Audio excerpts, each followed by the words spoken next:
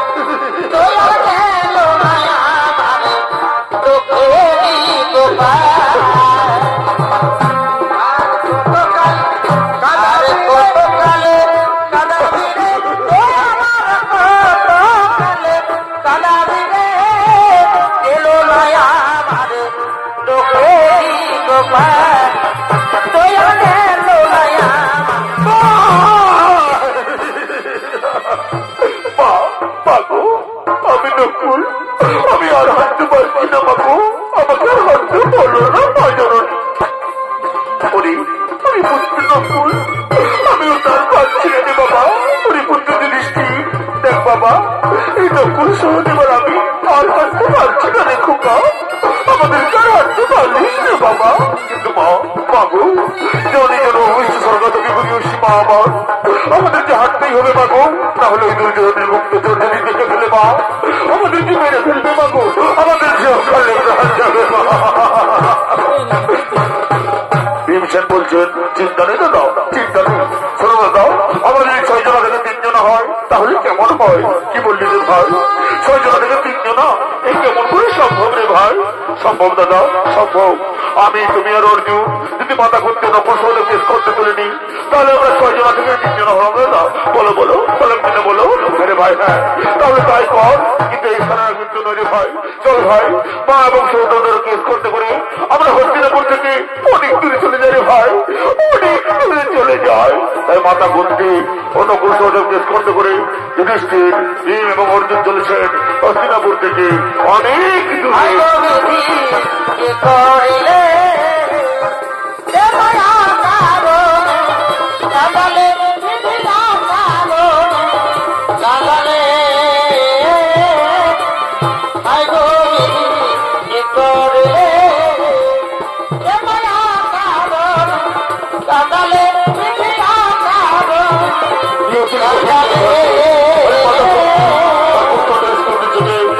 হস্তিনাপুর থেকে অনেক অনেক দূরে অনেক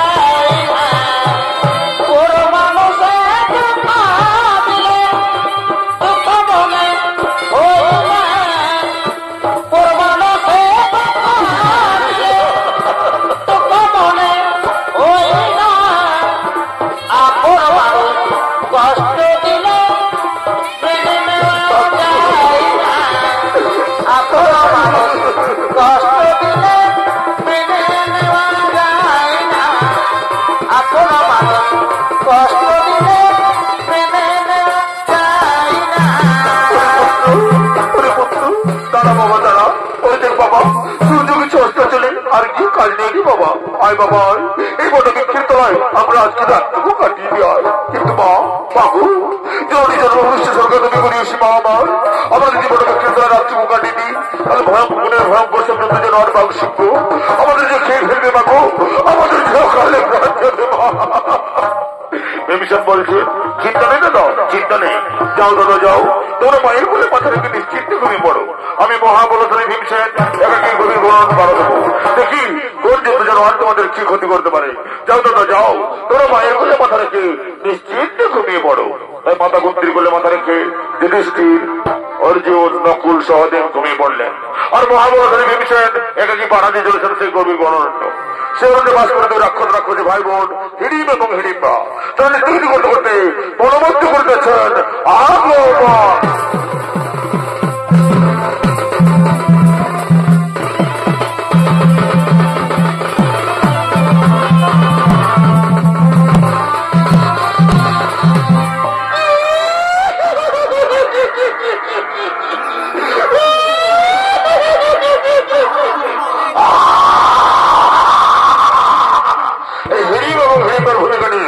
আমাদের রঙ্গমঞ্চে নৃত্য অভিনয় করে দেখাবে এরা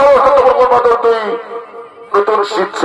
নৃত্যশিল্পী সনাতন মাহালি এবং লালটু সিং সরদার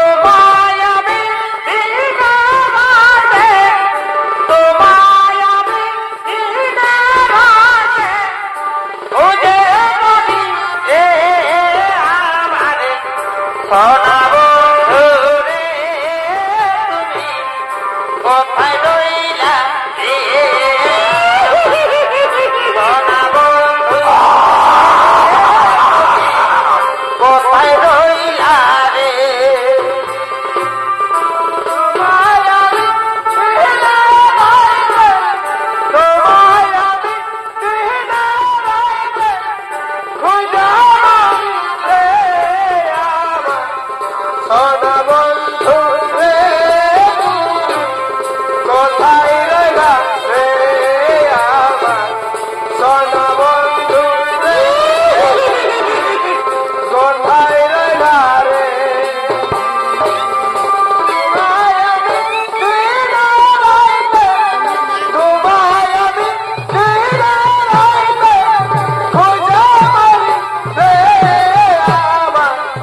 Junior,